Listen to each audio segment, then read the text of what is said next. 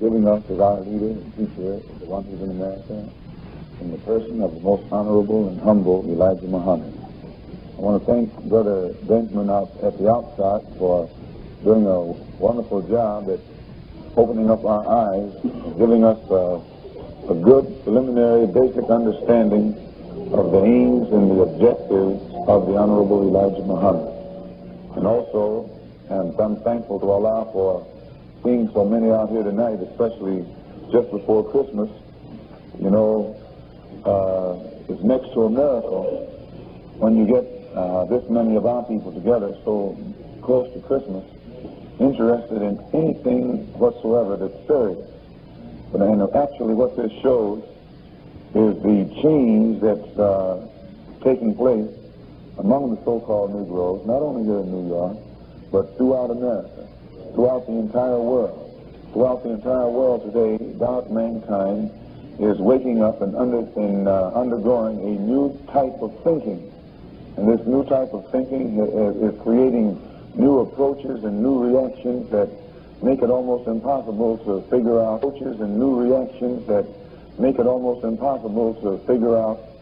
what the black man is going to do next. And by black man we mean, as we're taught by the Honorable Elijah Muhammad, we mean that this includes those who are not white.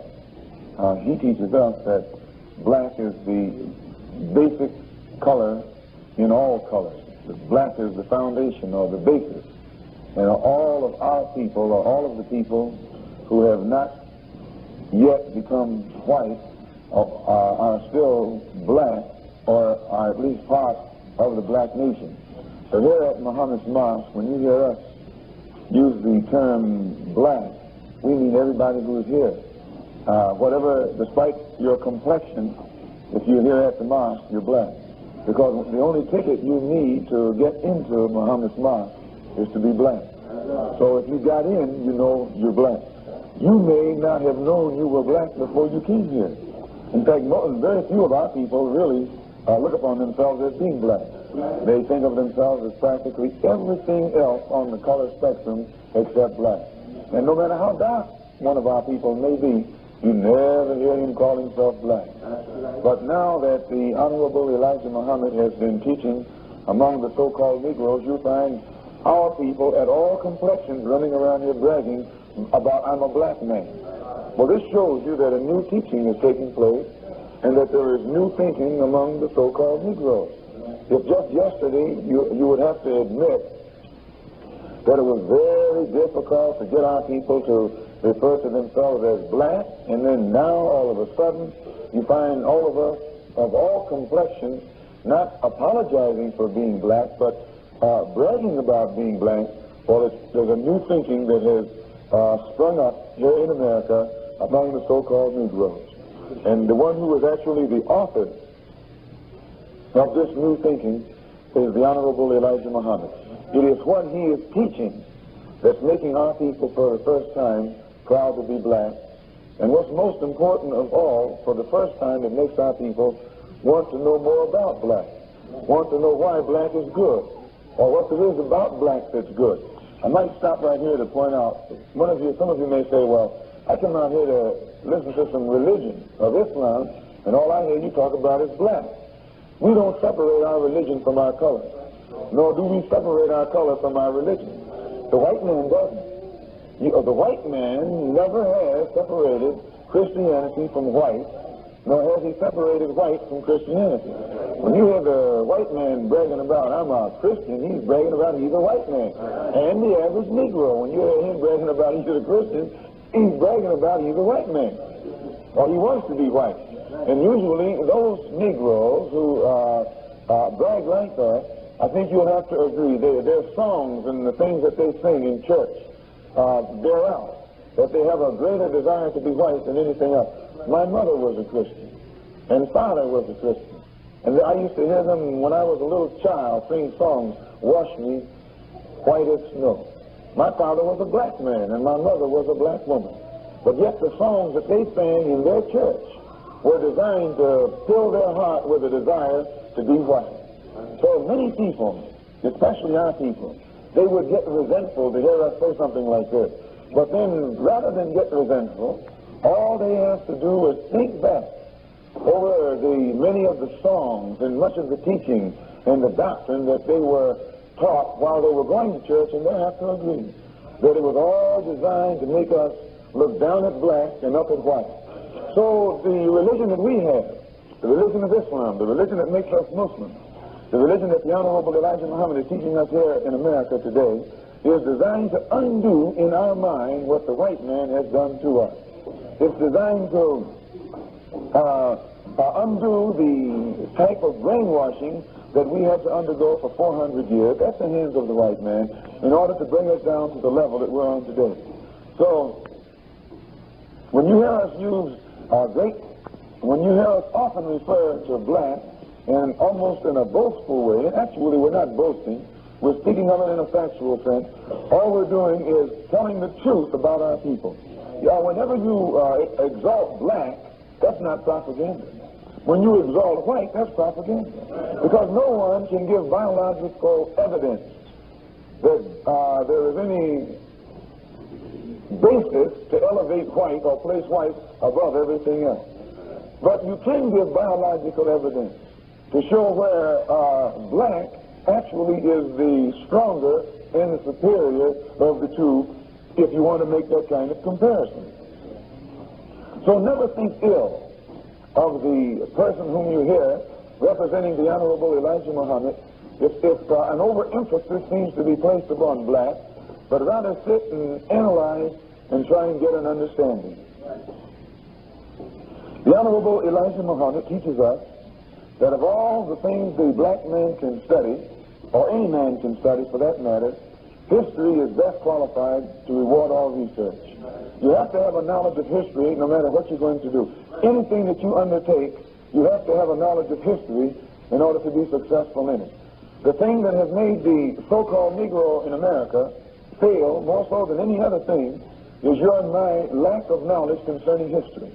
We know less about history than anything else. There are black people in America who have mastered the mathematical sciences, have become professors and experts in physics, are able to toss Sputniks out there in the atmosphere, out in space. They're masters in that field. We have black men who have mastered the field of medicine. We have black men who have mastered other fields. But very seldom do we have black men in America who have mastered the knowledge of history of the black man himself. They are experts. We have among our people those who are experts in every field. But seldom can you find one from among us who is an expert on the history of the black man. And because of his lack of knowledge concerning the history of the black man, no matter how much he excels in these other sciences, he's always confined. He's always relegated to the same low rung of the ladder that the dumbest of our people are relegated to. And all of this stems from his lack of knowledge concerning history. What made Dr. George Washington Carver a Negro scientist instead of a scientist? What made Paul Robeson a Negro actor instead of an actor? What made Ralph Bunche, or makes Ralph Bunche, a Negro statesman instead of a statesman? The only difference between Bunche and Carver and these others whom I just mentioned, they don't know the history of the black man. Bunche is an expert, an international politician, a politician on the international level. But Bunche doesn't know himself. He has no knowledge of the history of his own people. He can be sent all over the world by America to solve problems for America, or to solve problems for other nations, but he can't solve problems for his own people in this country. Why? What is it that ties our people up in this way? The Honorable Elijah Muhammad says it boils down to just one word: history. When you study the history of Bunche, his history is different from the history of the black man who just comes here from Africa. And if you notice, Bunche was in Atlanta, Georgia during the summer NAACP convention. He was Jim Crow. He was segregated. He was not allowed to go in a hotel down there. Yet there are Africans who can come here black as night and go in some of these cracker hotels. Well, what is the difference between Bunche and one of them? The difference is Bunche doesn't know his history, And they, the Africans, do know their history. They may come here out of the jungle, but they know their history. They may come here wearing sheets with their head all wrapped up, but they know their history. You and I can come out of Harvard, but we don't know our history. And the basic difference in why we are treated as we are, one knows his history and one doesn't know his history. The American Negro doesn't know his history. The American so-called Negro is a soldier who doesn't know his history. He's a servant in America who doesn't know his history. He's a graduate from Harvard or Columbia or Yale or Howard or Tuskegee who doesn't know his history. And because he doesn't know his history, he's confined. He's limited. He's held under the control and the jurisdiction of the white man who knows more about the history of the Negro than the Negro knows about himself. But when you and I wake up, as we're taught by the Honorable Elijah Muhammad, and learn our history, learn the history of our kind as well as the history of the white kind, then then the white man is at a disadvantage and we're at an advantage. The only thing that puts you and me at a disadvantage is our lack of knowledge concerning history. So one of the reasons, one of the missions, one of the objectives of the Honorable Elijah Muhammad here in America is not only to teach you and me the right religion, but to teach you and me history. In fact, do you know that if you and I know history, we know the right religion? The only way right now that you can become confused, become mixed up and not know which religion belongs to God is if you don't know history. In fact, you have to know history to know something about God. You have to know history to know something about God's religion. You have to know history to know something about God's people. You have to know history to know something about God's plans and God's purposes.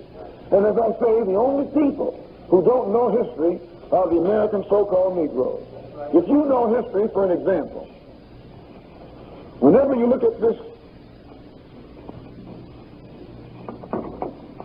religion right here, the only way you can explain it is to have a knowledge of history. Why is it called Christianity? It is called Christianity, they say, because it was named after a man called Christ, who was born 2,000 years ago. Now, you know, brothers and sisters, God is an old God, and the world is an old world. It's been here a long time. I think all of you will agree that the universe has been here longer than 2,000 years. And you'll also agree that the universe was made by God himself, that God created the universe. God created the people who are on this earth. God wouldn't create a universe. God wouldn't put a sun up in the sky and make 9 planets rotate around it, all of them inhabited.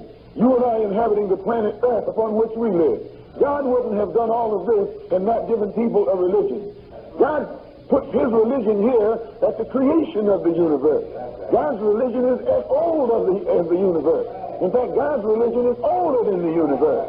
Now then, since you agree to this, and you'll also agree that Christ was born 2,000 years ago, which means Christianity is only 2,000 years old, this couldn't have been God's religion. If your knowledge of history shows you that God couldn't call his religion Christianity, because Christianity is only 2,000 years old. So if this is the case, then what was God's religion called before the birth of Christ? Can you see the importance of history? Why, if you didn't know history, you'd think that this was God's religion. And you'd be running around here practicing this, wondering why everybody doesn't practice this. Because some people have a better knowledge of history than others do. It is only the people whose knowledge of history is limited who try and jump up and say that Christianity is the name of God's religion. If Christianity hasn't always been the name of God's religion, it now isn't the name of God's religion. God doesn't change the name of his religion. God doesn't even change his religion. God doesn't change his mind. God's mind is made up from the beginning. He doesn't have to change his mind, because he knows all there is to know all the way down the wheel of time. He never has to change his mind. His mind is made up. His knowledge is complete. It's all encompassing. Do you understand? So, once you can see, and I think you can, that it's almost impossible for God to call this his religion. What did God call his religion? Christians are the ones who call God's religion Christianity, but God was here before Christians came on the scene. They tell you that the Christians had their beginning back there with the Romans.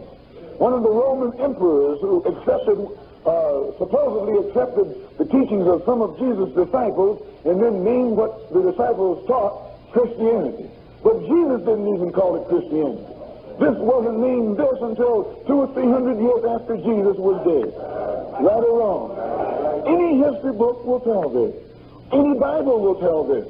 Any religion, any theologian should have a knowledge of this. And the only Negroes who will contend with this are those who don't know history. And most Negroes don't know history. And most Negroes will contend with this. But when you tell it to the white man, he shuts his mouth. Because he knows that this is true.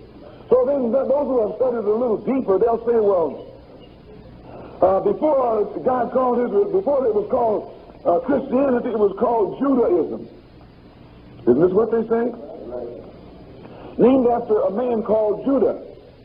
This right here doesn't follow logic. If Christianity became named this after Christ was born, and before Christ was born the religion was called Judaism, then that means that this got its name from the son of Jacob, whose name was Judah. But history tells us that Jacob was serving God before Judah was born, which shows us that Jacob's religion couldn't have been Judaism, and Isaac was Jacob's father. He was serving God also before Jacob, his son, was born. Isaac was Judah's grandfather, and Abraham was Judah's great-grandfather, meaning Abraham was on the scene long before Judah came on the scene. Now, you couldn't call Abraham's religion Judaism, because there was no such thing as Judaism in Abraham's day. There was no such thing as Judaism in Isaac's day, or in Jacob's day. Do you understand? So what was God's religion before they called it Judaism? And this is something that the white man has never taught you and me. The white man is afraid to let you and me know what God's religion was called in Abraham's day, because Abraham was supposed to have been known as the father of all of them. He was supposed to be the progenitor of all of them. He's supposed to be one of God's first servants. One of the first to submit to God is supposed to be Abraham. Now, if you can see this, then find out what was Abraham's religion. And the Honorable Elijah Muhammad teaches us Abraham's religion was the religion of Islam. Islam only means complete submission to God, complete obedience to God. Abraham obeyed God. Abraham obeyed God so much so that when God told Abraham to take his son and sacrifice him, stick a dagger in his heart. Is that what he told him? Abraham took his only son up on the mountain and was going to sacrifice him to God, showing you that he believed in Islam. What does Islam mean? Obey God. Submit to God. So that this name here, if you'll notice, has no connection, no association with the birth of a man. This is not a man's name. This doesn't come from a man. This comes from a man. Buddhism was named after a man called Buddha. Confucianism was named after a man called Confucian. Right or Confucius, right or wrong. Likewise with Judaism and Christianity. But Islam is not connected with any man. Islam is independent of any man. Islam is an act, which means submit completely to God or obey God. And when you say your religion is Islam, that means you're a Muslim. So, to clarify this, what must you do? You must have a knowledge of history. If you don't have a knowledge of history, you'll run around calling yourself a Christian, swearing you're serving God. Or you run around saying that your religion is Judaism, you swear you're serving God. If your religion is Christianity, you follow in Christ. If your religion is Judaism, you follow in Judah. If your religion is Buddhism, you follow in Buddha. Do you understand? And they're all dead. And if you follow them, you'll die too. This is where it leads you. Wherever your leader is, that's what happens to you. Now, we who follow the Honorable Elijah Muhammad, we believe in Islam. We don't believe in Muhammad. We believe in Islam. He teaches us the religion of Islam. Do you understand the difference? These people they believe in Christ. They believe Christ is God. Oh, yes, they do. That he was born of the Blessed Virgin. That's what they believe. Didn't have a father, just a spirit. And then came into the world and was crucified and went up into space. They believe that. But they believe that because they don't know history. Because you'll find the people, if you notice, the Jews have a greater knowledge of history than the Christians do. Do they not? The Christian history only goes back 2,000 years. The history of the Jews go back beyond 4,000 years. Can you see this? And the Muslim history goes back. There's no limit to the Muslim history. If you notice, the Christians can only go back to what they call the Greek Empire. Usually they go back to that's what they call the Occidental, the beginning of the Occident, the Greek Empire, Roman Empire, and so forth. The Jews have a knowledge of history that goes back into Egypt and Babylon. You notice how they all go back farther than the other. But now the Muslim history goes back. It has no limit. There are no chains on how far you can go back when you're a Muslim. The Christian and the Jew combined go back to whom? To Adam. And they stop right there. And they say beyond him there was nothing happening. Well, this is because they don't know. But the more history they have, the greater their knowledge of history is, this has an influence on the type of religion that they accept. You understand? All praise is due to Allah. Another example. What makes the royal family of Europe or any country differ from the peasants? Royalty knows its ancestry. Royalty knows its history. This is what makes them royal. You can't have a king who can't trace his history on back into his forefathers. The only way he can be king is to be born a king. But if you take away his history and he doesn't know who his forefathers are, what does he become? A peasant, a common ordinary man. Same with the Jews and the Christians. It's because the Jews have the longest record of history that they can call themselves the chosen people. The Christians can't call themselves the chosen people because their history is not long enough. They can't go back to the time when the choice was being made. But the Hebrews, the so-called Jews, they can go back so far they can lay claim to that which actually is not there. But the reason they can claim it because nobody else that they're dealing with can go back far enough to dispute it. But the Muslims. Do you understand? So the Honorable Elijah Muhammad's mission is to teach the so-called Negroes a knowledge of history, the history of self, of ourselves, our own kind, and by giving us a knowledge of this history concerning our own kind, show us how we fit into prophecy, how we fit into the prophecies of the Bible, biblical prophecy.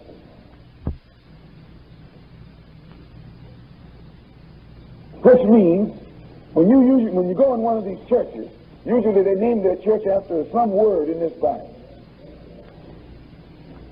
Big Rock Baptist Church,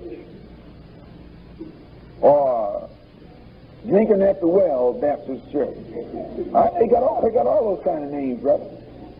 Friendship Baptist, Union Baptist, Israel Baptist, Jacob's Ladder Baptist. Isn't that how they name them? They find some kind of old funny word in this Bible to name their whole religion after. Their whole doctrine is based on a verse in the Bible. He rose, Baptist Church.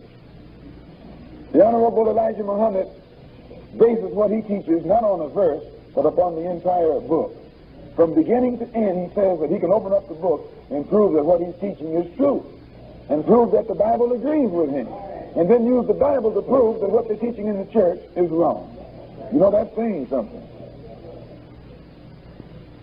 For instance, he says that in Genesis, the 15th chapter and the 13th verse, to give you an example, he points out where it says, and the Honorable Elijah Muhammad was mentioning this verse tonight on the radio. He said, "And God said unto Abraham, Know for a surety that thy seed shall be a stranger in a land that is not theirs, and shall serve them, and they shall afflict them 400 years. And also that nation whom they shall serve will I judge, and afterward they shall come out with great substance." Now the Honorable Elijah Muhammad says that explains his teaching right there. Because he teaches that the so-called Negroes are the ones that the Bible is talking about, who have spent 400 years as strangers in a land that isn't theirs. And you can't deny that we're strangers here. I don't think any of y'all will deny that we're strangers here. We're not in a country where we're made to feel at home. We'll put it that way. There's hardly any Negro in his right mind can say he feels at home in America. He has to admit that he's made to feel like a stranger. Right or wrong? Well, this is what God told Abraham. This is what God told Abraham would happen in this day and time. Remember, Abraham's religion was Islam. Abraham wasn't a Jew. Abraham wasn't a Christian. Abraham wasn't a Buddha. Abraham was a Muslim. Which means he obeyed God. God told him, your people are going into bondage. They're going to become slaves. They're going to be afflicted. There'll be strangers far from home for 400 years. The Honorable Elijah Muhammad said, you and I are the seed of Abraham. We're the descendant of Abraham. Now, the preacher in the church, he tells you that the Jew is the seed of Abraham. One of them is right and one of them is wrong. Either Mr. Muhammad is right and the preacher is wrong, or the preacher is right and Mr. Muhammad is wrong. This is what we are putting on the line today. Who is the seed of Abraham? Is it this blue-eyed, blonde-haired, pale-skinned Jew, or is it the so-called Negro? You. Who is it? And what makes it so pitiful, many of our people would rather believe that the Jew is God's chosen people than to believe that they are God's chosen people. They would rather believe that God is going to save the Jew than to believe that God is going to save them.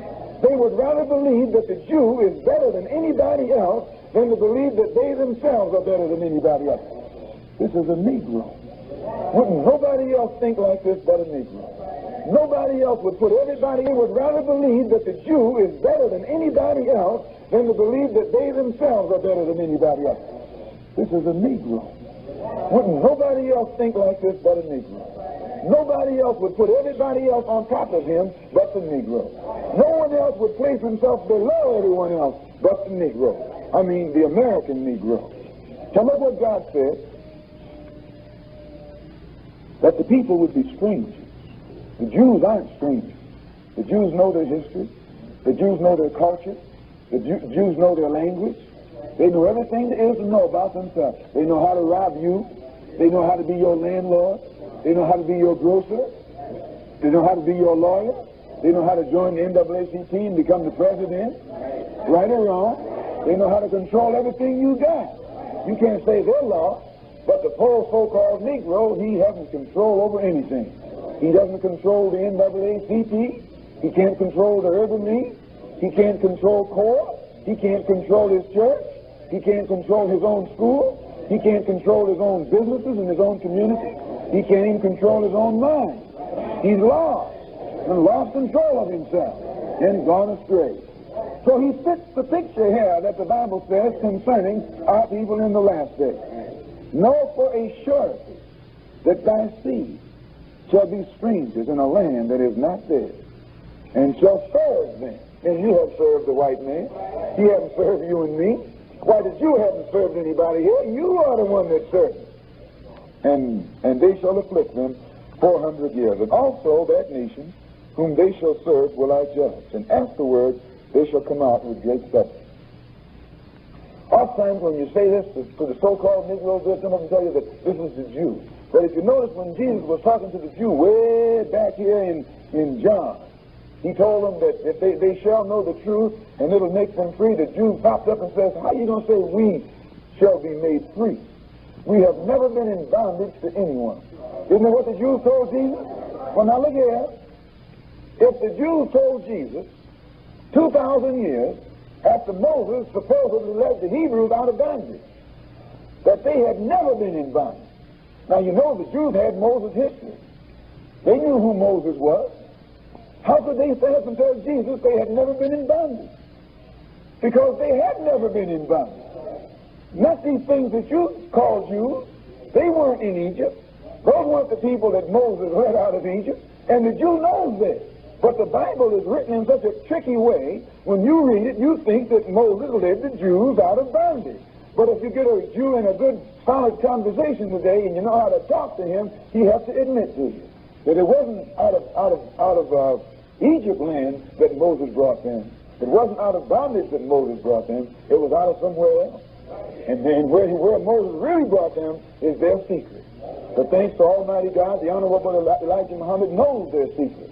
And he told it to us, and we're going to jump to that.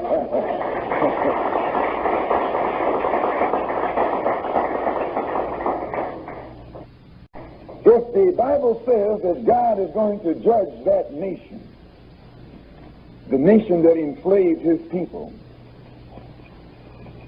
how will he keep from destroying his own people? Same Bible is a book of history. And in the 18th chapter of Deuteronomy, God told Moses, and in the 18th verse, God told Moses, I will raise them up a prophet. Talking about you and me, I'll raise them up a prophet just like thee, a prophet like Moses, whose mission it will be to do for you and me the same thing Moses did back then. It would be a prophet like Moses. And back when you get down into Malachi, he lets it be known that just before he comes to judge that nation, the name of the prophet or messenger whom he would send among the people, his name would be Elijah. Because before the coming of that great and dreadful day, I'll send you Elijah. And Elijah's job will be to turn the hearts of the children to the fathers and the hearts of the fathers to the children. What do you mean turn the hearts of the children to the fathers?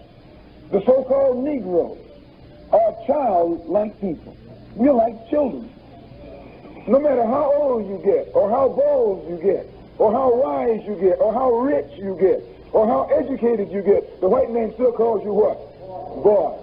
Why? You're a child in his eyesight. And you are a child.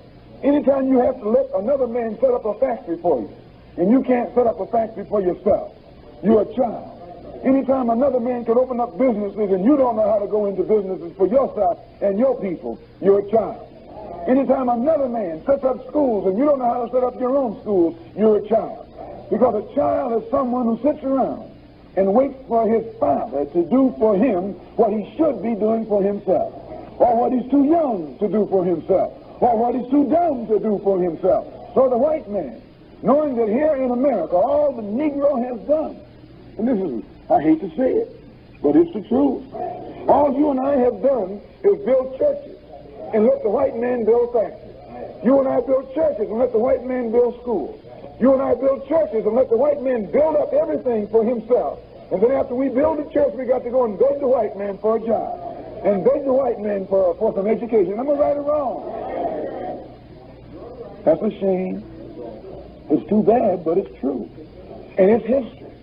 So it says that these childlike people who will be children following after the white man, it says in the last day that God will raise up Elijah. And Elijah's job will be to turn the hearts of these children back toward their father. Elijah will come and change our minds. He'll teach us something that will turn us completely around. When Elijah finds us, we'll be easy to lead in the wrong direction, but hard to lead in the right direction. But when Elijah gets through teaching the lost sheep or the lost people of God, he'll turn them around. He'll change their mind. He'll put a bone in their back. He'll make them throw their shoulders back and stand upright like men for the first time. It says he'll turn the hearts of these children toward their fathers and the hearts of the fathers toward the children. This is something that the Honorable Elijah Muhammad is doing here in America today. You and I haven't thought in terms of our forefathers. We haven't thought of our fathers. Our brother are back home. Our fathers are in the East. We run around here begging the great white father. You never hear black people in this country talking or speaking or thinking in terms of connecting themselves with their own kind back home. They're trying to make a contact with the white man. Pick up on that. That's true. Trying to make a contact, trying to make a connection with the white man. Trying to make a connection with a kidnapper who brought them here. Trying to make a connection with actually the man who enslaved them. You know, that's a shame. It's pitiful, but it's true. The Honorable Elijah Muhammad says that when Elijah comes, the book says, when Elijah comes, what Elijah would do would be to teach these people the truth. And the truth that Elijah would teach to the people would be so strong, it would make all this other stuff that the preachers are talking about sound like a fairy story. Elijah would open the people's eyes up so wide that from then on a preacher couldn't talk to them. And this is really true. Do you know people have come to Muhammad's mosque, and no matter whether they believed in what Mr. Muhammad is saying or not, they never can go back and sit in the church. This is true. What the Honorable Elijah Muhammad does is turn on the light. And when he turns on the light, it enables us to see, to think, and to be able to see and think for ourselves. He shows us where the white man, what he has taught us concerning history has actually been a distortion.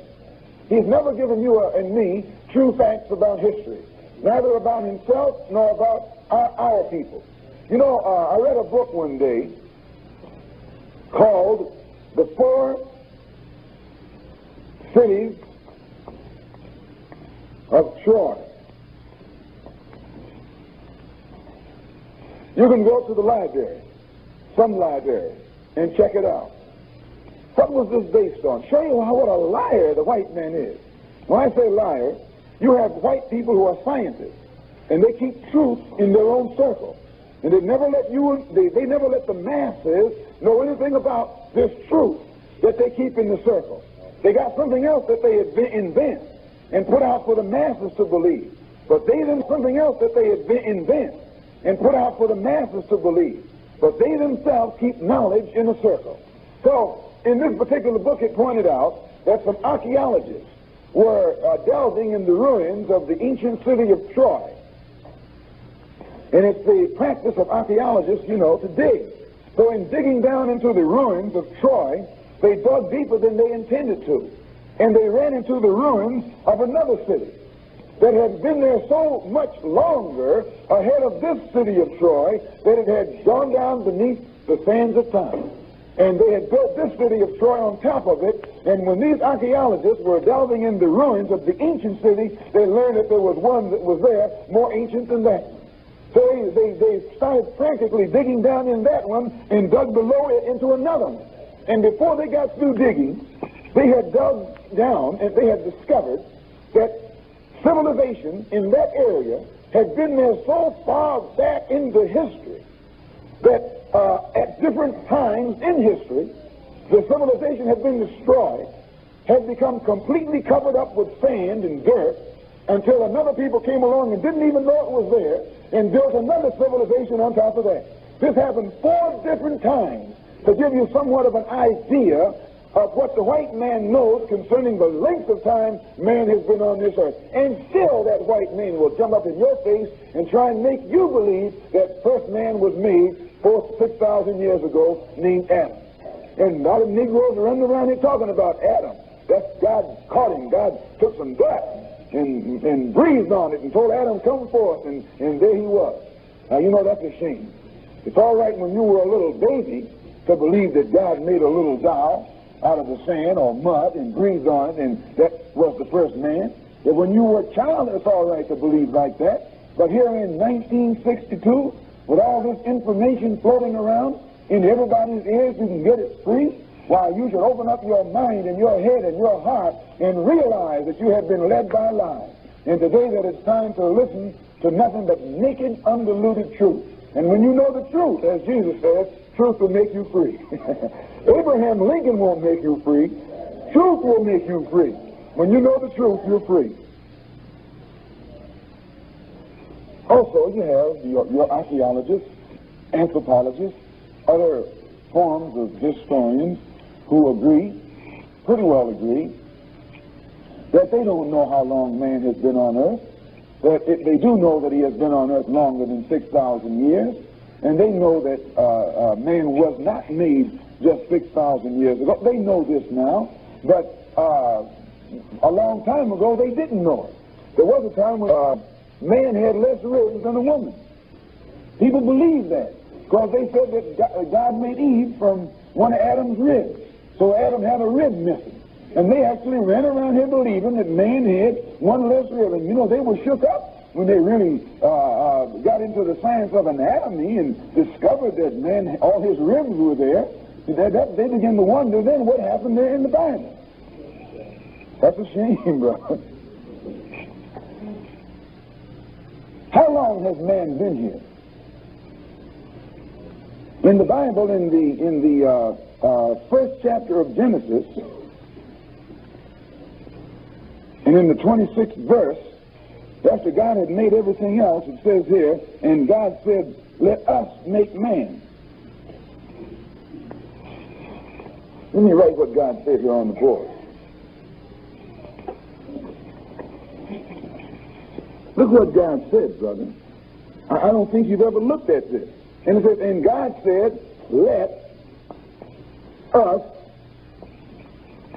make man. The key word here is what? Yes.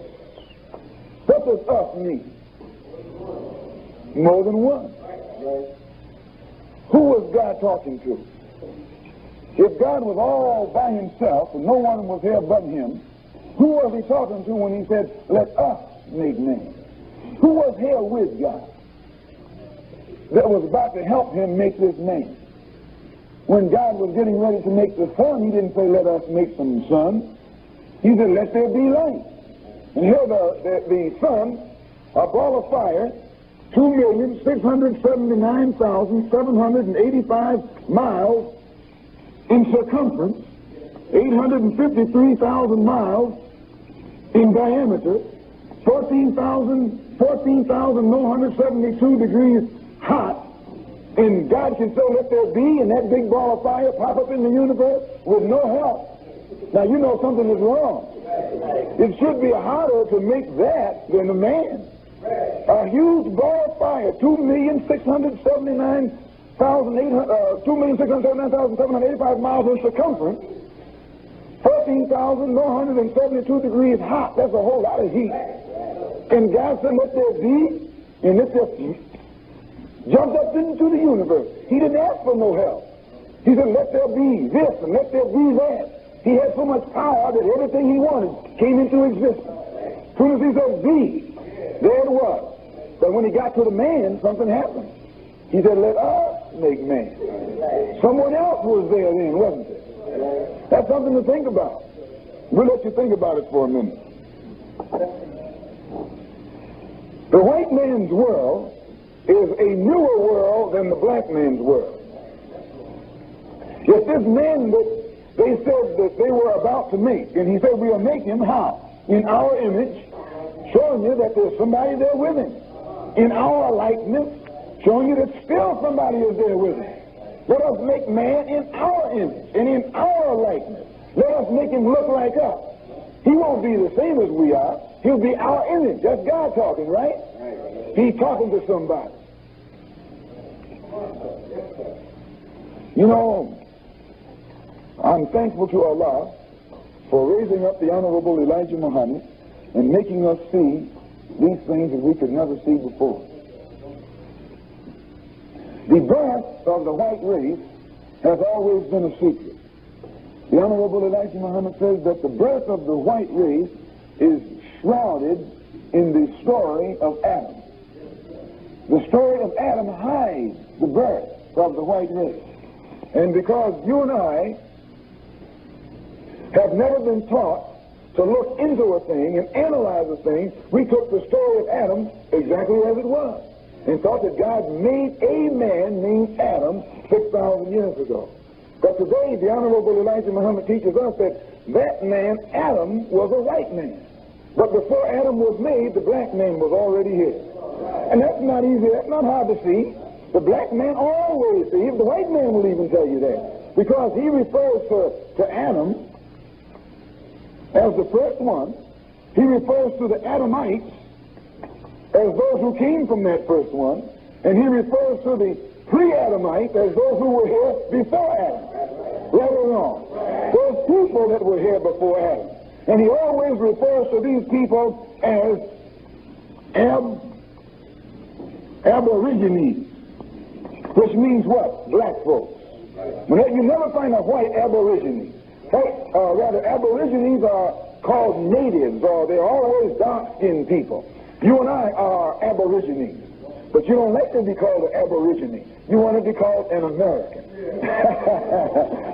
Aborigine actually means from the beginning. It's two Latin words. Ab meaning from, origine meaning the beginning. And aborigine is only the term applied to those dark-skinned people who have been on this earth since the beginning of the universe.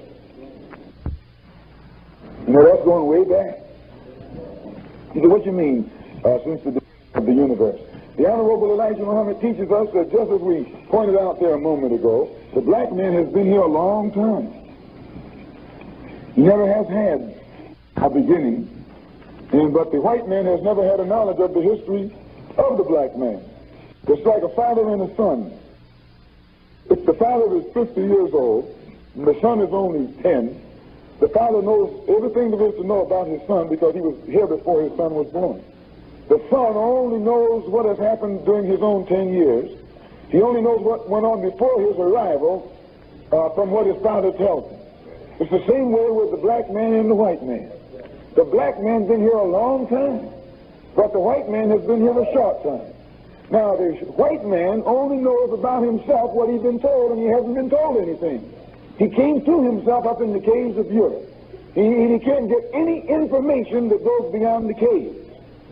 And since you and I fell into his trap and was made deaf, dumb, and blind by him, now we don't have access to any information that the white man doesn't know about. So we think that the beginning of the white man meant the beginning of everything. Us too. We're not aware that we were here before he was made. Can you understand that? The Honorable Elijah Muhammad teaches us that back 66 trillion, since you and I fell into his trap and was made deaf, dumb, and blind by him, now we don't have access to any information that the white man doesn't know about. So we think that the beginning of the white man meant the beginning of everything. Us too. We're not aware that we were here before he was made. Can you understand that?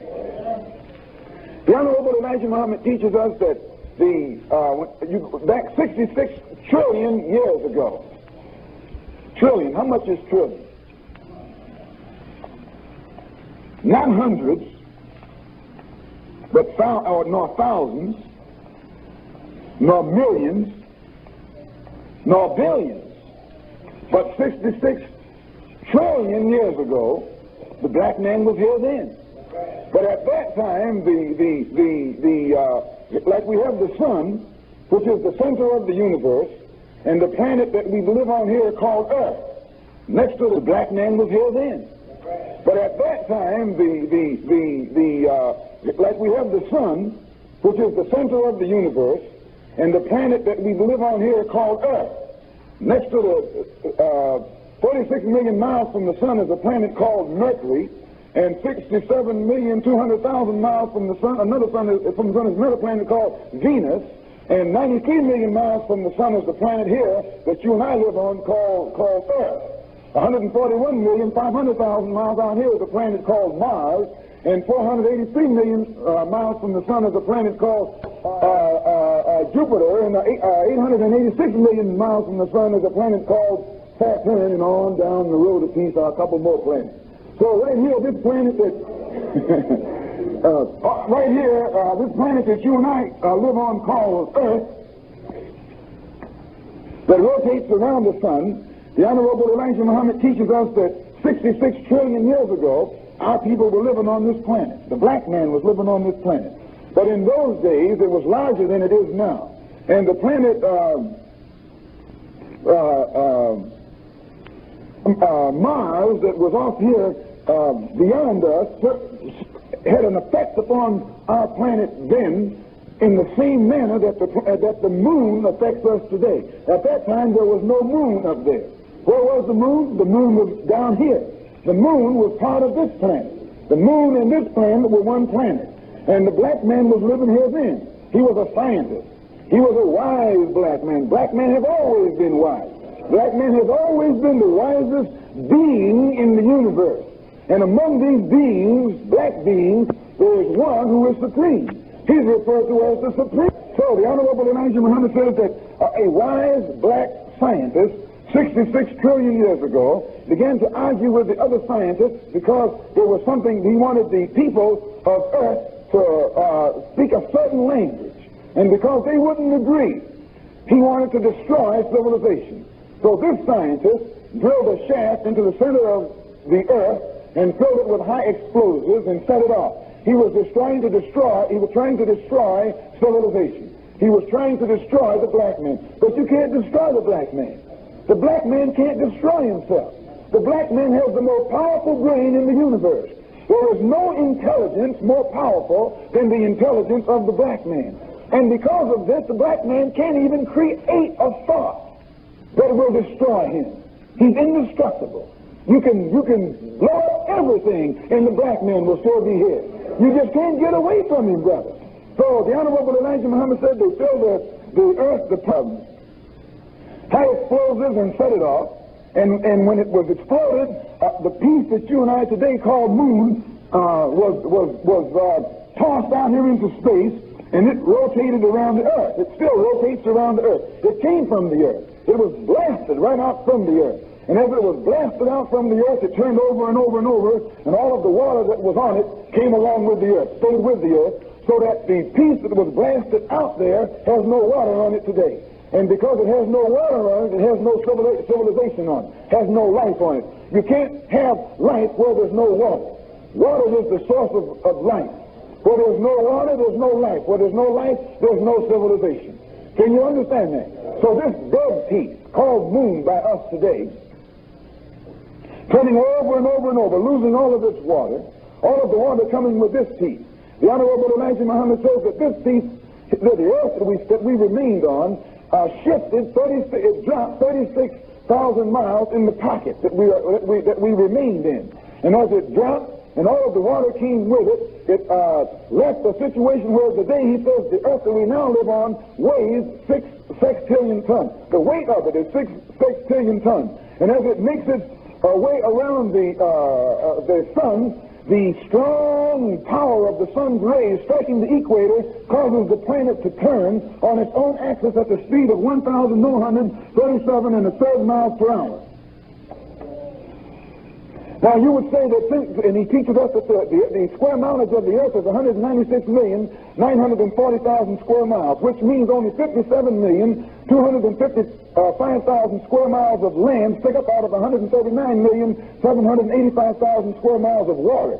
3/4 of the earth's surface is covered with water, part of the water that left the moon and came with the earth. So you may say, well, how come, since it's the natural law for water to seek its own level, why doesn't it overrun the land? The Honorable Elijah Muhammad says that as the earth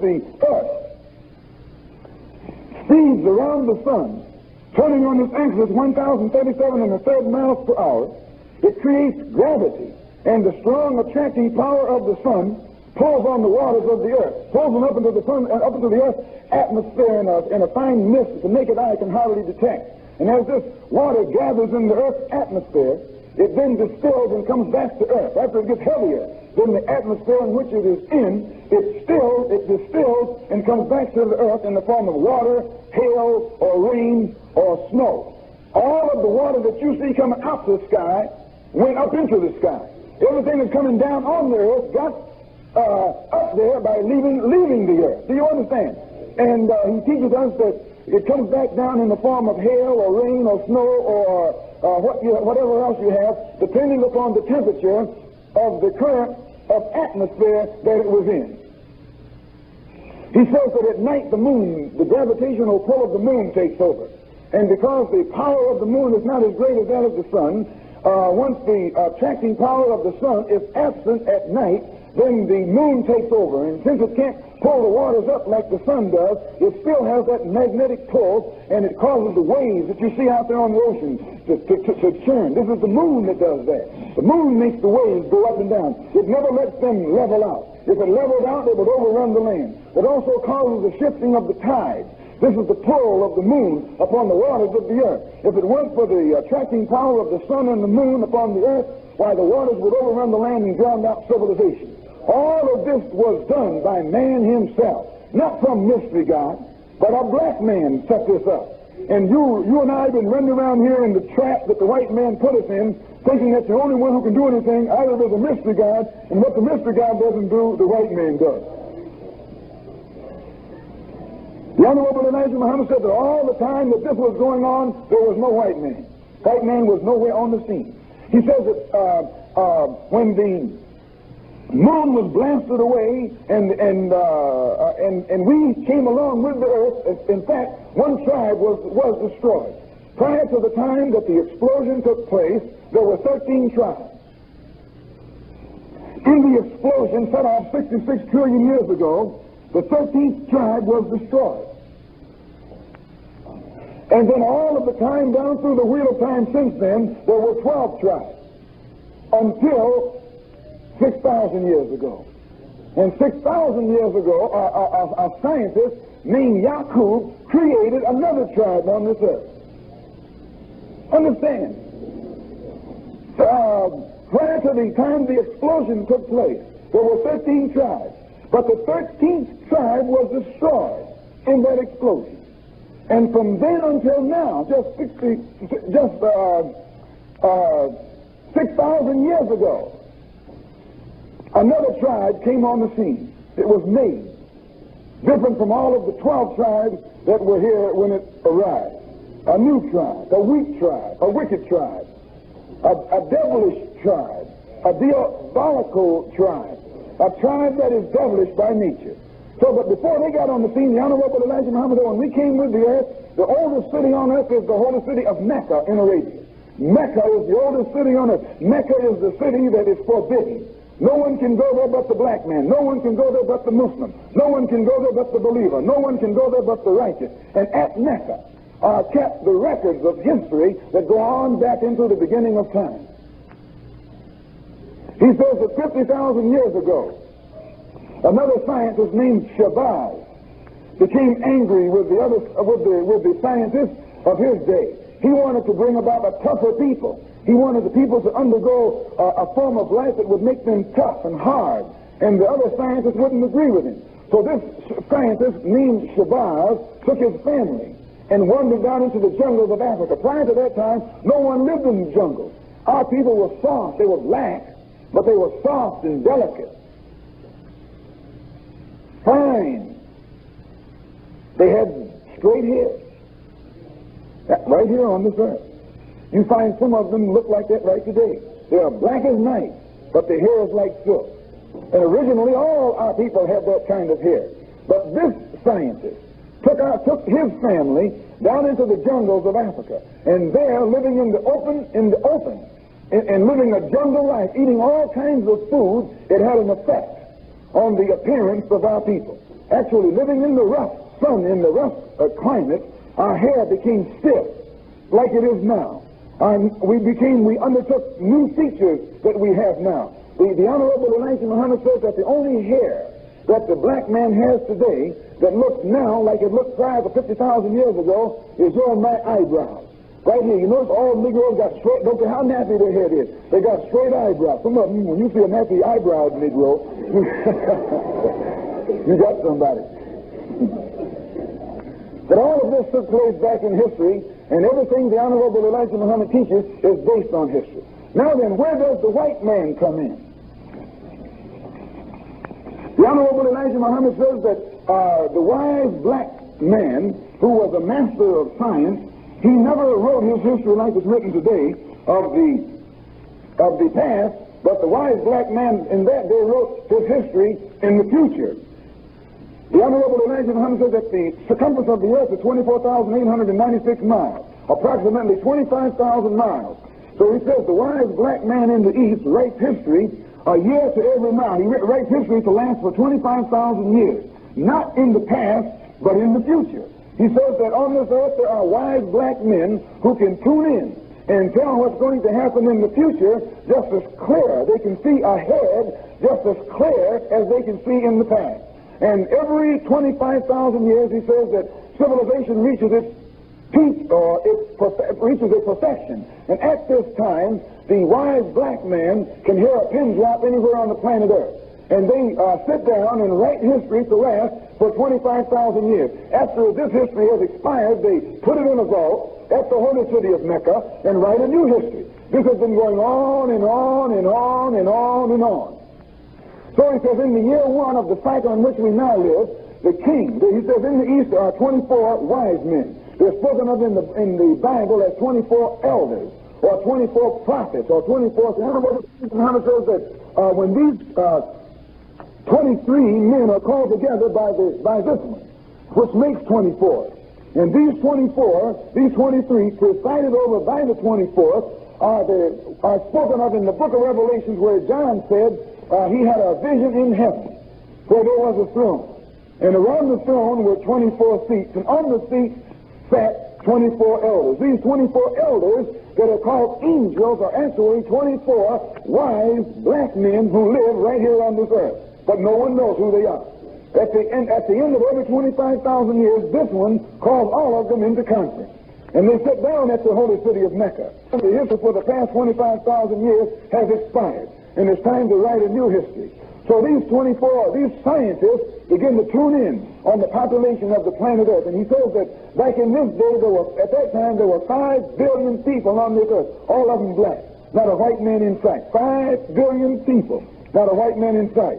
So he says that when these 24 scientists begin to tune in, they look down through the wheel of time. They can tell not only what the people on this earth are thinking, but they can tell what their children are thinking, what their unborn children's children are thinking, what their unborn children's children's children are thinking. They can look right down through the wheel of time and tell minute by minute, hour by hour, day by day, week by week, month by month, year by year, for 25,000 years exactly what is going to take place.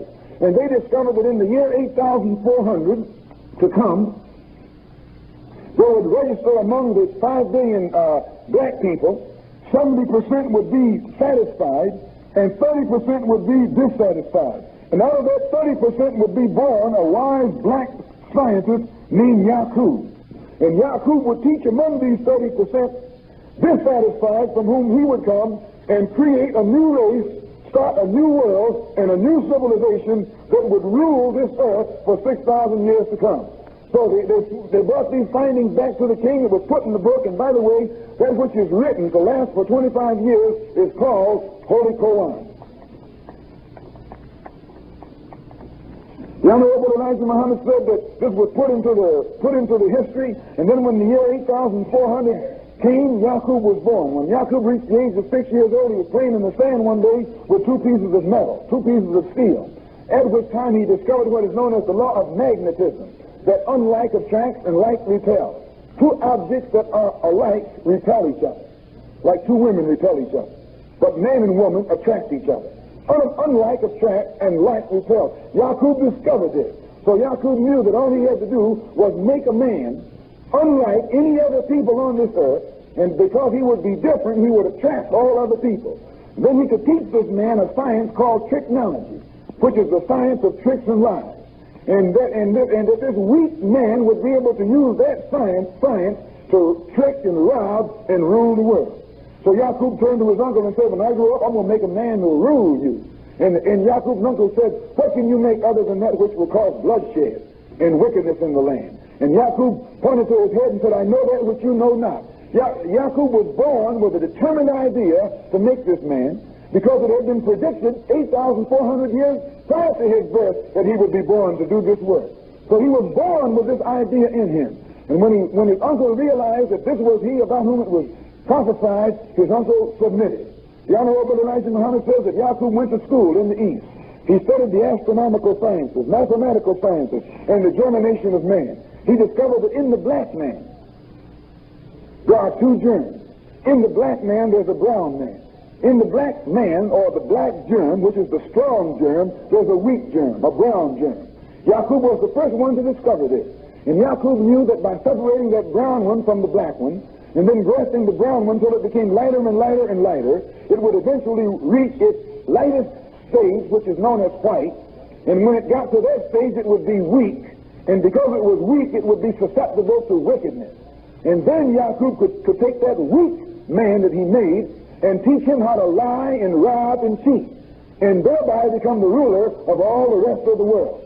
So the Honorable Elijah Muhammad teaches us that Yakub began to preach. At the age of 16, he began to preach over there in Arabia, in the East. He preached among the 30% who were dissatisfied and got many of them to follow him. As they began to listen to Yakub's teachings and believe it, his teaching spread. His followers grew, and it created confusion in the land. So the Honorable Elijah Muhammad said that so much confusion came into existence over there that they threw Yakub's followers in jail. And as fast as they were thrown in jail, they taught more people. So the teaching spread in jail. Finally, Yakub was put in jail under an alias. And one day the Honorable Elijah Muhammad says that the thing began to get out of hand, and the authorities went to the king and told him that they couldn't control these people, but that they had the leader of the people in jail right now. And the king said, take me to him. And when the king went to the jail where Yakub was, he greeted Yakub. Assalamu alaikum, Mr. Yakub. I know you're Mr. Yakub. And Yakub said, wa alaikum salam, I am Yakub. And the king said, look, I come to make an agreement with you. I know that you are the one that it is written or predicted would be on the scene in this day and would create a new race, and there's nothing we can do to stop it. But in order for us to have peace, we want to make an agreement with you. In order to stop the confusion, and for there to be some peace in the land, we want you to agree to take all who will follow you and exile yourselves out on an island in the Aegean Sea. Yaakov told them, I'll go, but you've got to give me everything that I will need to bring into existence a new civilization.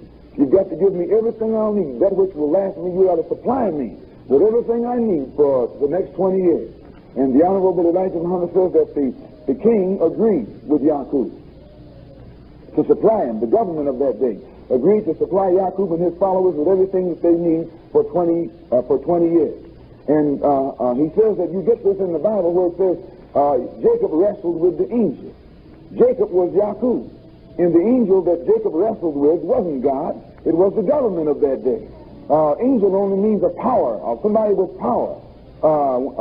When a man has wings, or when a man has his wings clipped, you say that he lost his power, lost his position. So wings only mean a position of power and prestige. So when it says that Yaakov wrestled with the angel, angel is only used as a symbol to hide who it was Jacob was really wrestling with. Jacob was wrestling with the government of that day, and he made the government of that day give him everything he needs to last him and his followers for 20 years. Just like the Honorable Elijah Muhammad is telling the government of this day that they got to give us everything we need in our own separate territory to last us for 20 to 25 years. You say, well, so the Honorable Elijah Muhammad teaches us that Yaakov agreed, the government agreed. Yaakov took all of his followers down to the sea.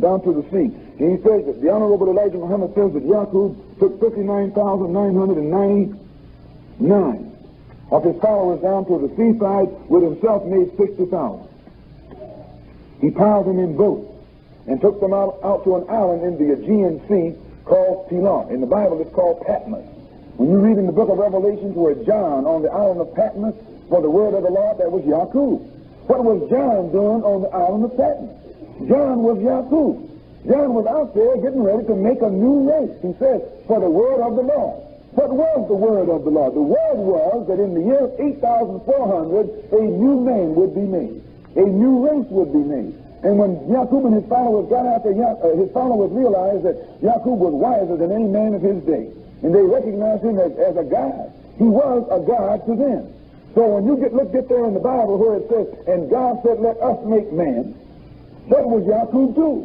Not the supreme being. It wasn't the supreme being who made the sun that said, let us make man.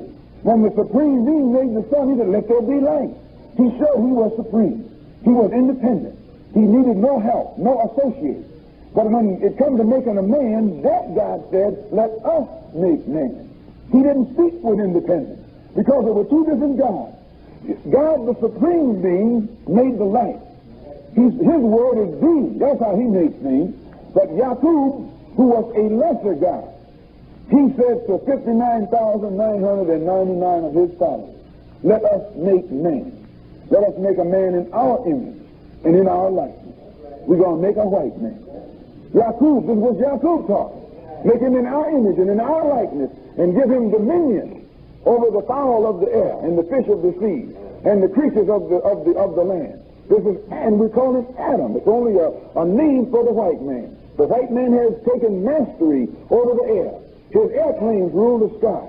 His submarines and ships rule the sea. His armies rule the land. This was the man that was made 6,000 years ago, and the purpose for making him was so he could rule the world for 6,000 years.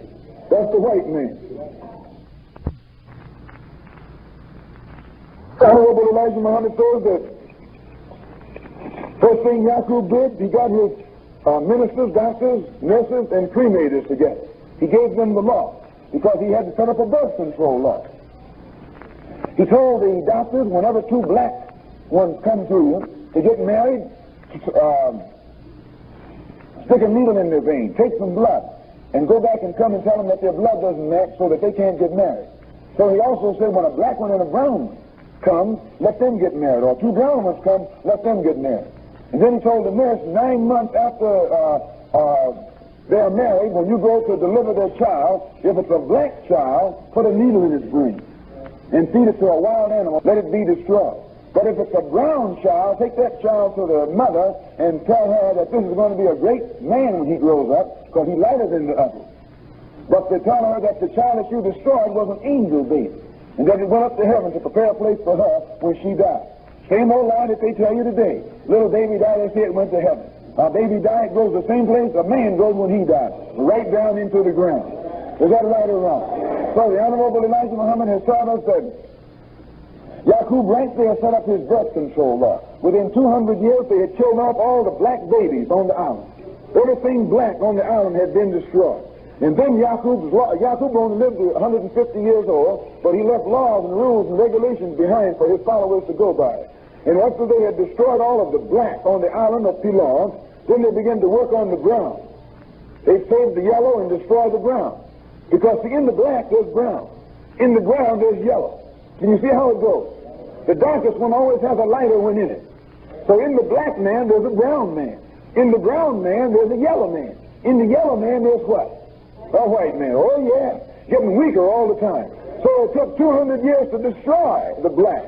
And then they worked on the brown for 200 years, and in 200 years all the brown was destroyed, and all they had on the island of Pilar was a yellow or mulatto-looking civilization. And then they went to work on it and began to destroy it out, so that by the time after 600 years of destruction on the island of Pilar, they had grafted away the black, grafted away the brown, grafted away the yellow, and all they had left was a pale-skinned, blue-eyed, blonde-haired thing that you call a man, but actually the Bible calls him the devil. That's the devil that the Bible is talking about. Oh, Lucifer, Satan, or the serpent. Because the lighter they got, the weaker they got. As they began to get lighter and lighter, they grew weaker and weaker. Their blood became weaker. Their bones became weaker. Their mind became weaker. Their morals became weaker. They became a wicked race. By nature, wicked. Why by nature? The book says, concerning the devil, he says, he was conceived in iniquity and born in sin. What does it mean? That it took, when Yaqub's, when the nurses, at the outside, the nurses had to kill the little black baby. But after a while, it got so that the mother, through having been brainwashed, hated that black one so much, she killed it herself. Killed it herself. And saved the light one. And right on down, for 600 years, in order for the white one to come into existence, the darker one was always murdered. This went right into the nature of the child that was being born. The mother wanted a light baby when the child was being conceived. Just went right into the baby. The mother hated black when the child was being conceived. This went right into the baby. So that at the end of 600 years of planting the seed of iniquity right into the brain, right into the mind, right into the heart, right into the nature of these people, by the time they got the white man, they had something that by nature hated everything that was darker than what he was. Why, they had to murder off the black in order to get to the brown. They had to murder off the brown in order to get to the yellow. They had to murder off the black, brown, and yellow in order to get to the white.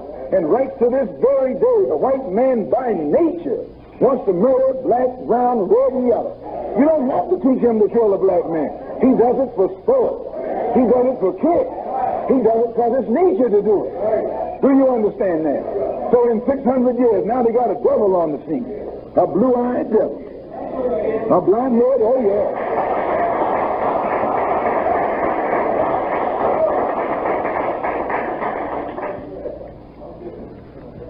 They was out here on the island of Ceylon. After Yaqub was dead. Yaqub was their father, but he never saw them, they never saw him. When the Bible, Yaqub was their God. When the Bible says no man has seen God, that's what it means. No white man has seen their God. None of them saw Yaqub because Yaqub only lived to be 150. That doesn't mean that no man can see God, the supreme being. While the book of Revelation said when he comes, every eye will see him.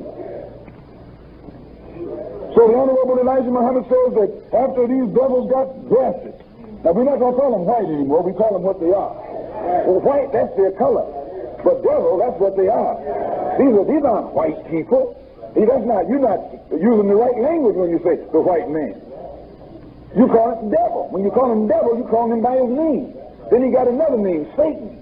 Another name, serpent. Another name, snake. Another name, beast. All these names are in the Bible for the white man. Another name, Pharaoh. Another name, Caesar. Another name, Frenchman, Englishman, American. All those are just names for the devil.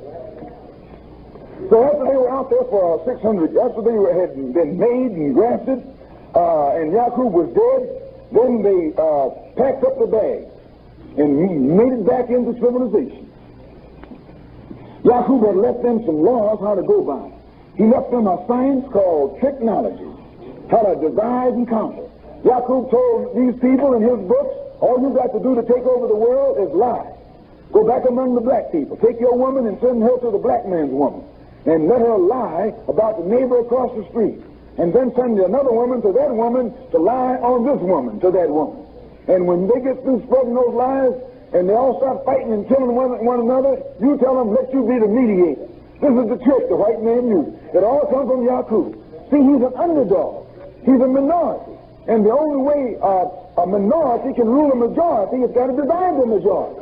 This is the trick that the white man was born to execute among dark mankind here on this earth. Yaakov said, when you go back among them, lie one on the other, and when they start fighting each other, ask them to let you be the mediator.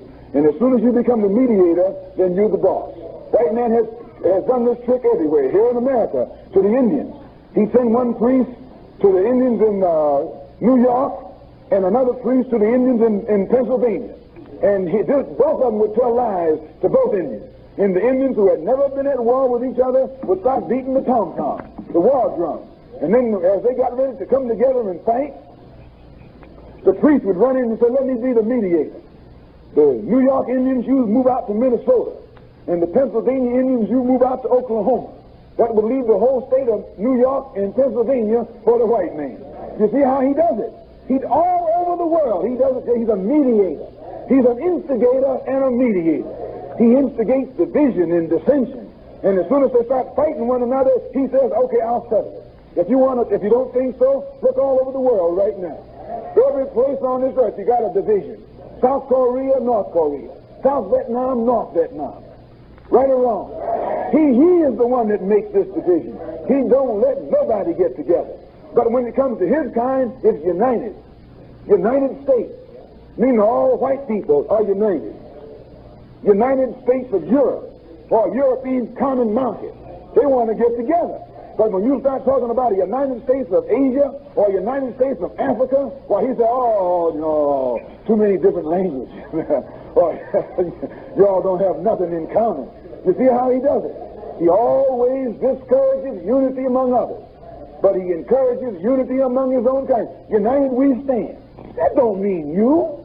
You are your hair. Yeah, Negroes jump up and say, yeah, united we stand. They don't mean you. That means the white man. The white man is the one who stands united. So the Honorable Elijah Muhammad said that these devils went back into Arabia. When they got there, they started telling lies. They started confusion. And in 6 months' time, they had turned heaven into hell. Oh yeah, had so much fighting going on among our people, brother, it became hell. We never did fight each other. We loved each other. We're in harmony with each other. And when these devils came back into our midst, they turned our paradise into a hell.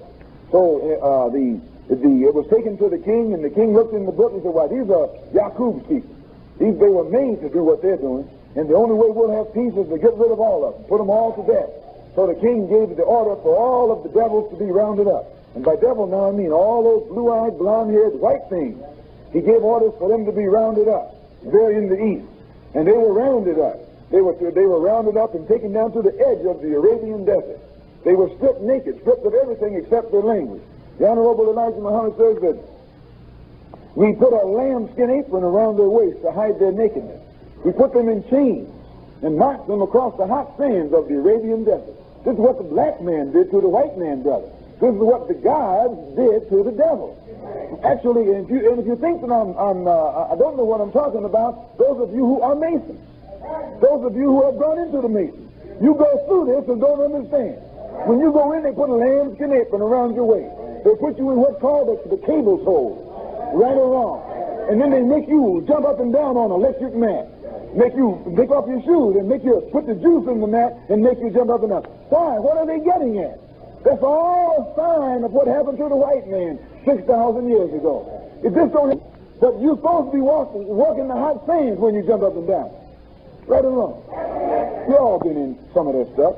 They tell you that that's crossing the hot sand. And you go up to old Negro Mason and ask him, when you cross the hot sands, were you walking or riding? He tell you, I was walking. He's a fool, because he was riding. He was riding horseback. He was riding on a camel. It was the white man that was in chains. It was the white man that had the apron around him. It was the white man that was walking the hot sand. We walked him at high noon. We wouldn't even let him walk at night. We stopped at night. And you know how hot the sands are, the sun and the sand is in Arabia.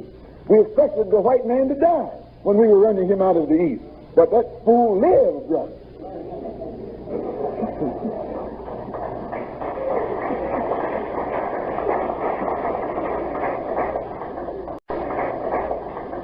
He lived. A lot of them died on the desert. And I might come back.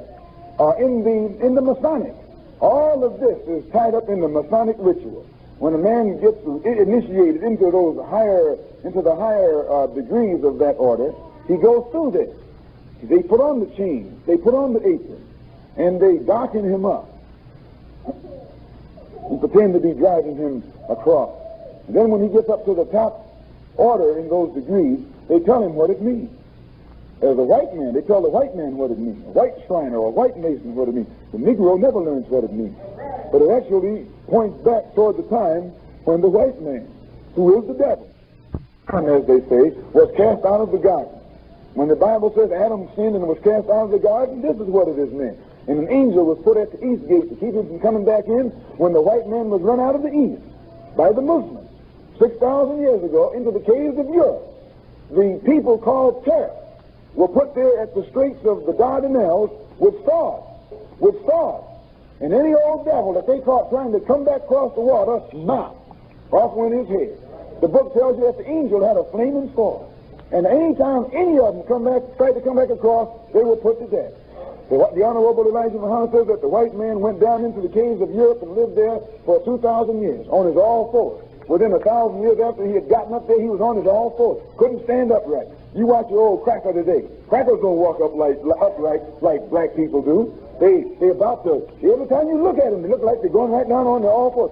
But those who have had some education, they straighten up a little bit because they're taught how to straighten up. But a black man can be the most dumb, illiterate thing you can find anywhere, and he still walk like $1 million. Because by nature he's upright. By nature he stands up. But a white man got to be stood up.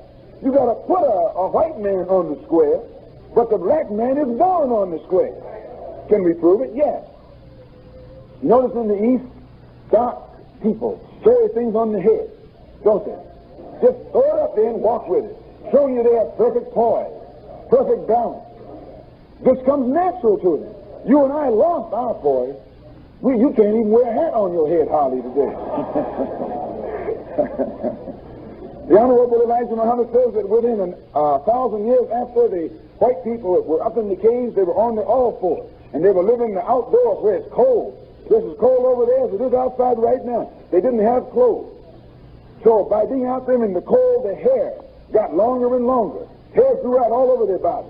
By being on their all fours, the end of their spine began to grow. They grew a little tail that come out from the end of their spine. Oh, yes, this was the white man, brother, up in the caves of Europe. He had a tail that long. You ever notice anything that walks on its all fours has a tail? That which straighten up don't have a tail.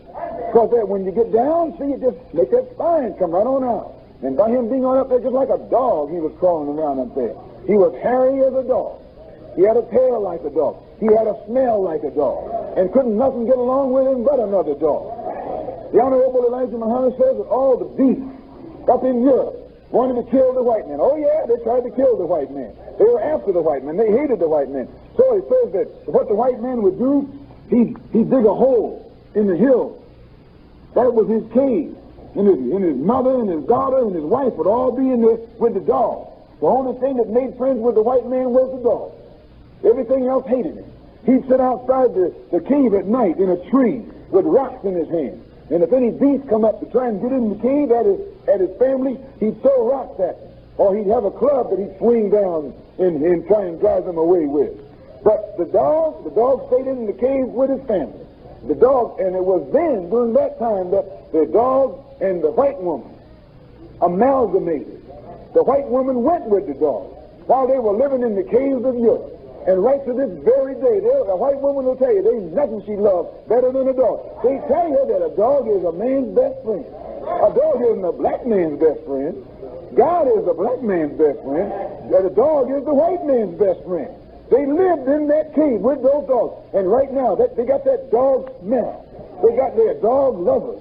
Dog can get inside a white man's house and eat at his table. Look out of his plate. They'll kiss a dog right on the nose and think nothing of it. You're not a dog kisser. You don't see no black people kissing the rubbing noses with a dog. But little white children will hug dogs and kiss dogs and eat with dogs. Am I right or wrong? No, been inside their kitchen, cooking their food and making their bed. You know how they live in there. The dog will live right inside the white man's house better than you can. You try and break your way in there, they put a rope around your neck. But the dog has got free run of the whole house. He's the white man's best friend. The Honorable Elijah Muhammad said that they lived up there like that for 2,000 years.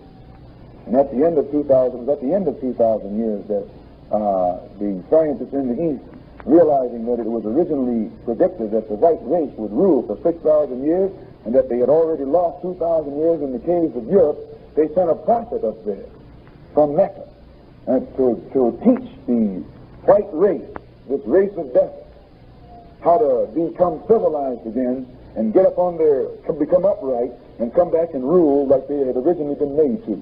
The name of that prophet was Moses. And this is why you have so many of what they call the secret books of Moses. Moses never went down into Egypt. Moses went into the caves of Europe and civilized the white man. It was Moses who went into Egypt and went into Europe, into the caves, and what we call raised the devil from a dead level to a perpendicular and placed him on the square. Moses taught the white man how to cook his food. Moses taught the white man how to build a house for himself. He taught the white man also some of the technology that Yakub had originally meant for them. And it was Moses who put the white man back on the road toward civilization and told him that he's supposed to rule for 6,000 years, that much of his time had already been lost, but that at the end of time, one would come who would destroy the whole white race. Moses taught them this. Now, this is why when the Jews, 2,000 years later, the Jews were looking for the Messiah, and they thought that Jesus was the Messiah. And they put him to death because they knew when the Messiah comes that the Messiah was going to destroy that whole race of death. The Jews knew this. So they put him to death, thinking that they could stop him from destroying them. But actually they made a mistake because Jesus 2,000 years ago wasn't the Messiah. Their time wasn't up 2,000 years ago. Their time would not be up until 2,000 years later, the day and time that we're living in right now.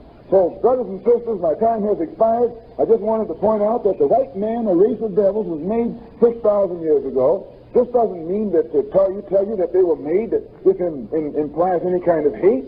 They're just a race of devils. They were made 6,000 years ago. They were made to rule for 6,000 years. Their time expired in the year 1914. The only reason God didn't remove them then was because you and I were here in their clutches. And God gave them an extension of time. Not them an extension of time, but they received an extension of time to give the wise men of the East the opportunity to get into this house of bondage and awaken the lost sheep. Once the American so-called Negroes have been awakened to the knowledge of themselves and of their own God and of the white man, then they're on their own. It's left up to you and me then whether we want to integrate into this wicked race or leave them and separate and go to our own. And if we integrate, we'll be destroyed along with them. If we separate, then we have a chance for salvation. So on that note, in the name of Allah's messenger, the Honorable Elijah Muhammad, I bring my talk to a close. Salaam alaikum.